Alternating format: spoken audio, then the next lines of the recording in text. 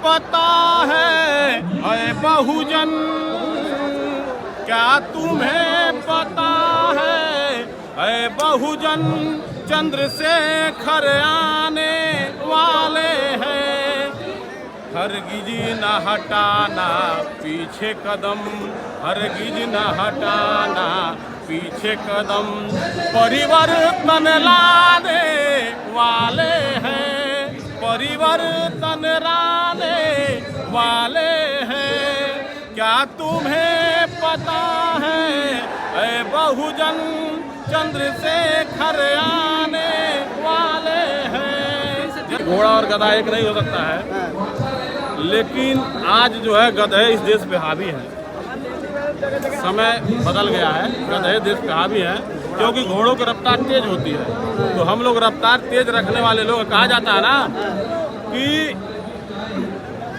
समुंदर में घर हुआ नहीं करते, आजकल के लोग दूसरों के लिए दुआ नहीं करते।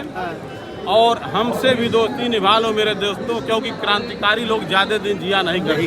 तो हमारा इतिहास बन के रह जाएगा। हमेशा हक अधिकार के लिए बहुजन समाज लड़ा है, लड़ता रहेगा। और ये लोग तो झूठ फैला करके इस देश पे शासन कर ही रहे हैं, लेकिन ये सुख कुछ क्षणिक है बस। इसके बाद ये लोग आने वाले नहीं हैं, आने मिलने वाले हैं। हम ही और आप ढूंढेंगे, कभी मिलेंगे नहीं। हिंदुओं को एक रहना चाहिए, आप लोग यहाँ पे SC और ST और OBC में बटे पड़े हैं। आप बताइए सर, क्या भारत देश बस हिंदू नाम से जाना जाता है? यहाँ तो हर जात धर्म के लोग बसे हुए हैं ना, भाईचारे से ही हर गांव बसा हुआ है, हर शहर बसा हुआ है। ये तो कोई देख के बसा नहीं कि कौन हिंदू है, कौन मुसलमान है, कौन सिख है, कौन ईसाई है। आज बात बस हिंदुओं की होती है। तो जो इस देश के बाहर के लोग आए हुए हैं, इस देश पे शासन कर रहे हैं, उनसे पूछिए कि अगर वो हिंदू हैं तो हम कैसे हिंदू हो गए? जब हम यहाँ के मूल निवासी हैं तो हम कैसे हिंदू हो गए? भाई जब तुम हिंदू हो तो अंग्रेज अगर यहाँ जाएगा तो हम अंग्रेज तो बन नहीं जाएंगे। वो अंग्रेज रहेगा, मैं हिंदुस्तानी रहूँगा, भारतीय रहूँगा। लेकिन वो बाहर से आए तो हिंदू बन गए, हम कैसे हिंदू हो गए? अगर मैं हिंदू हूँ तो वो हिंदू नहीं है। इसमें कोई एक न एक दोगला हिंदू है, ये जान लीजिएगा। अब तो हिंदू राष्ट्र बनेगा ही नहीं। हाँ, ऐसे हिंदू कर रहे हो। हाँ, तो हिंदू राष्ट्र कौन बनाना चाहता है सर? हम तो समतामूलक समाज बनाना चाहते हैं, जहाँ हर देश के लोग और अपने हर इंसान, भारतीय इंसान एक भाईचारा बना करके इस देश में अपना प्रवेश कर अपना जीवन यापन करे।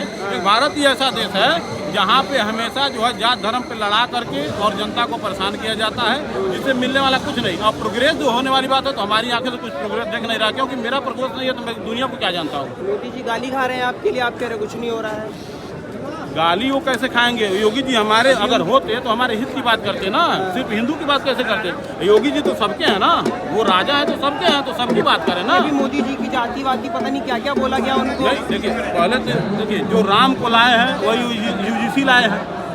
तो जब राम को लाए हैं तो ठीक है, लेकिन जब UGC लाए तो तेली हो गए, गुप्ता हो गए, वो OBC में आ गए। तो ये तो अपना स्वार्थ दिखा रहा ना।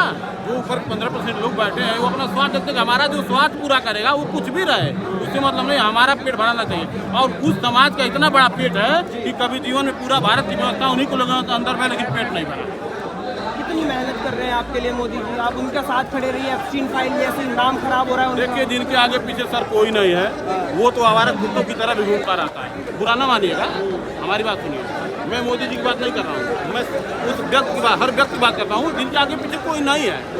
कहीं न कहीं उसको घूमना, या तो आवारा कहलाएगा, वो तो बेकार कहेगा, या तो मतलब बेरोजगार कहेगा। वो इसका कहीं गिनती नहीं होता है। अगर वही परिवार बस जाता है तो उसकी जिम्मेदारी बन जाती है, और अपनी जिम्मेदारी को लेकर के चलता है, तो वही एक लायक और नालायक में गिनती हो जाती है कि लायक परिवार से है और अपना परिवार देख रहा है। तो मैं अब हम और आपके परिवार त्यागा है मोदी जी ने जी, सब त्याग दिया देश के लिए। आप कह रहे हो कि वो उनके पास कुछ काम नहीं है। ये बताइए सर, आप बताइए कि क्या त्याग दिया उन्होंने?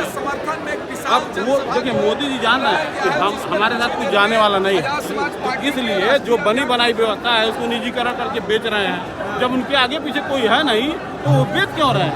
वो उसको अपना सजो के रखे ना, बचा के रखे। देश की व्यवस्था है, जो मान लीजिए कांग्रेस में जो छोड़ दिया था उसको तो बचा लेते। उनके आगे पीछे कोई नहीं। खर्च तो हमारा है ना, खर्च हमें चाहिए। हमारे पास परिवार है, हमारी बीवी है, बच्चे हैं, सब लोग हैं। लेकिन व्यवस्था जो है उनके पास अगर कोई खर्च नहीं उनके परिवार का, तो खर्चा कहाँ हो रहा है? ये जो कानून है डेथ वारंट है उस समाज के लिए, आप समझ नहीं रहे। ये बताइए, तो कानून है समाज के लिए, तो इस कानून को पूरी तरह से लागू करना चाहिए ना। अभी तो कुछ व्यवस्था नहीं। जब आज ये बात समाज के लिए आप लोग आरोप लगाओगे, फंसाओगे, इसलिए बताइए, सदियों से स्वर्ण समाज जो है इस धरती पर बुद्धिजीवी माना जाता है ना, सबसे बुद्धिजीवी माना जाता है ना, लेकिन आज वो अपने हिसाब से क्यों हम लोगों में मतलब बेकार बना हुआ, इसलिए बेकार बना हुआ है, सिर्फ अपना स्वार्थ देख रहा है। ठीक है, अगर आज हमने व्यवस्था, आपको मान लीजिए कि हम अपने आप से पढ़ा लिखा आपको मानते हैं, तो हमें कुछ आप मानते होंगे, हमसे अगर भेदभाव नहीं करेंगे तभी ना हम आपके पास खड़े होकर के आपसे आंखें से आंख मिला करके अपने सुख दुख को बांट सकेंगे। और जब भेदभाव होगा तो सिर्फ आपका पेट बड़ा है, आप खाते रहेंगे और हम भूखे मरेंगे।